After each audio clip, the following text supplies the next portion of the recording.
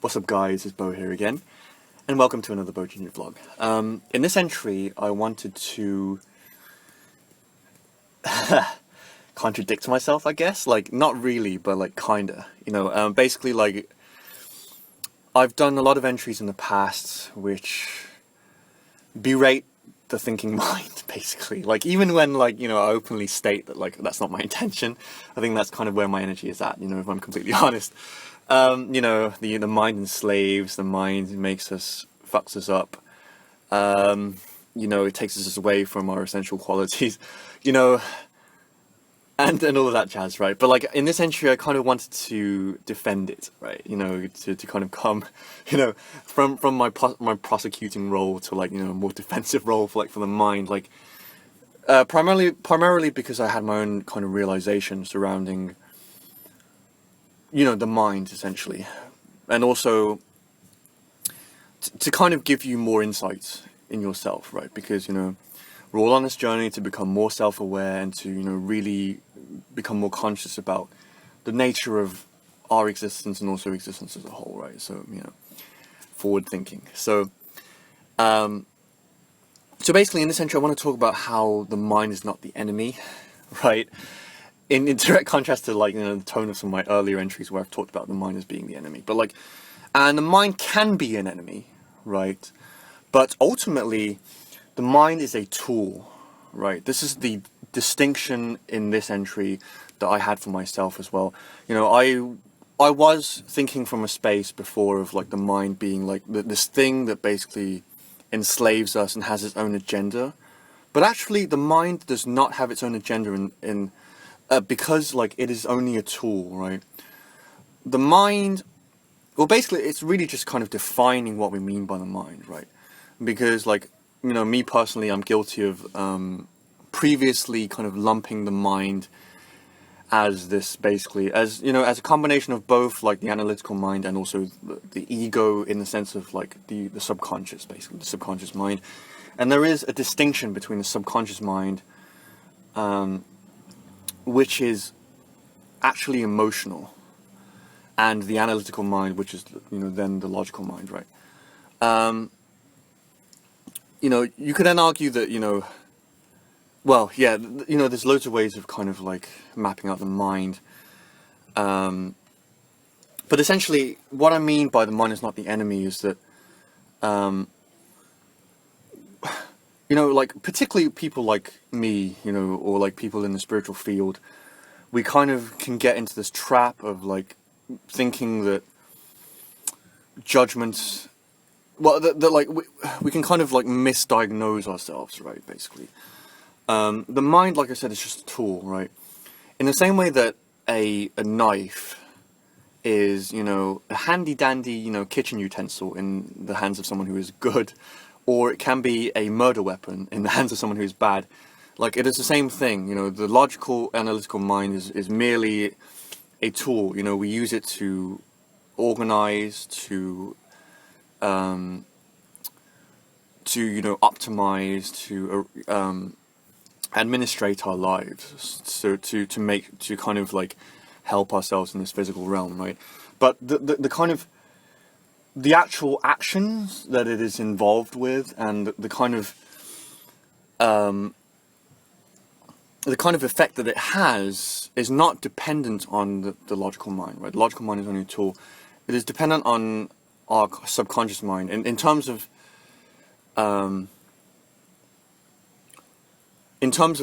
our kind of belief systems, you could say, which are kind of tainted by how we feel about ourselves. So feeling is in there as well. And so with unresolved kind of shadow, unresolved inner child issues, unresolved trauma, and kind of faulty belief systems that spring from that it is tempting for us to judge the mind, and kind of become skeptical of it, in a way, and kind of throw it away.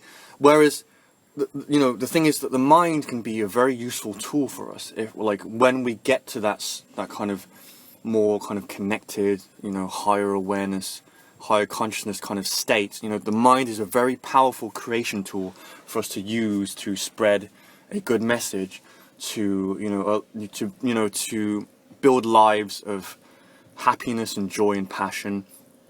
The mind is there to help us. Should we let it? Should we work on the sides of ourselves that are using it to do all of these self-destructive tasks? So basically, like, what we need to do, what we need to do is to really to look at what we are afraid of. So this is like my tapping into the sensitivity thing. You follow joy, you also go into your fear, your darkness, your pain, right? We have to kind of do more of that and kind of be present. I talked about presence in an early entry, which means like kind of just sitting with your feelings, on a regular basis and working them out, basically, interpreting them, questioning them, questioning your perception of them, questioning your interpretation of them, and understanding, the space from which you are moving forth in terms of like, the things that you engage the thinking mind with, so ultimately it's not about the thinking mind. It's basically like, I'm not like, it's about taking the blame away from the thinking mind, because the thinking mind it's really just like a tool, right? It is more like your subconscious. It is more your shadow. It is more what you are not aware of consciously, that is fueling those actions, right? So because like the mind is a judgment tool as well, as I said in the previous entry, it is easy for itself to judge itself, because of the subconscious part of the mind, kind of subconsciously telling it to judge itself. Thinking is bad, thought is bad, like business is bad, as an extension of that. Business is bad, organization is bad, marketing is bad, where really like these things are just tools, right? That it's rather like unresolved things within yourself that you're not aware of, the shadow, inner child issues, trauma, things that we've suppressed to the extent that it's become subconscious. It's these things really that we need to work on, right? And not to demonize the mind, right? Because the mind, once we, really delve into that shadow and like heal it, right? Come to accept it, come to transmute it. Well, maybe that's not the right word, but like come to take it within and understand its purpose in our lives. Once we've done that, because ultimately the shadow and the inner child, like the you could call it the pain body as well. Like it is just the side of ourselves that is crying out for loving attention.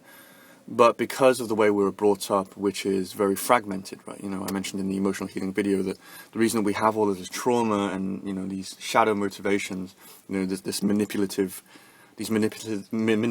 paradigms, is because we were taught that certain things about us were acceptable and certain other things about us were unacceptable. So those things of ours that aren't acceptable are the things that then, constitute the shadow. The shadow is essentially, and the inner child is essentially this kind of wounded child aspect of us, which never found love because they were never accepted, right? And the emotional healing process is not so much us trying to get rid of that child. It is because we can't get rid of that child. It is a side of us that is disowned, right? So ultimately, what it involves is kind of like just being kind of observing as that child, that kind of like petulant, wounded child come up, right? And, screaming profanities and like throwing shit on the wall. And basically being present with that child, being the divine mother. I did the last entry was about the divine mother, like being the divine mother and loving that child within us, right? And then ultimately we can then move forward, right? So yeah, so this entry was really just like a realization I had, and I thought I'd share with you. Because I fell into that trap, and I still do, where I'm judging the mind, but like ultimately it isn't the mind. Well, it isn't that aspect of the mind. It isn't the kind of logical, analytical side of the mind, because that part of the mind is a tool. It is the subconscious mind which goes a bit deeper, you know, that is basically fueling, you know, the actions that come forth that we then analyze and then attack, you know, in like this kind of twisted cycle, right? You know, I talked about the mind being a pitfall, and that is a, you know, very easy pitfall for us to fall into, like to judge the mind when really, yeah, it's a different, it requires a different approach, and also it requires kind of a bit deeper, like a bit kind of more depth in terms of self-awareness, right? Because like again, this is one of my concepts, right? It is, what was it? Discernment, sorry. It's discernment, right? It is learning to discern, like, certain things, because before, like, you know, we come into awareness, you know, we are very much like, we kind of like think of things in a very overly simplistic manner, but like really, and that's not really a judgment, right? I don't mean that to sound like a judgment. It's just like, you know, we just haven't done the right amount of, you know, introspection, and the right kind of like internal work, and like, you know, being present internally, building upon that internal guidance system to, you know, be aware that, you know, actually there is these kind of intricacies, you know, these beautiful kind of different layers of how we work, and it's like, it's amazing. So anyway, this was my message for today.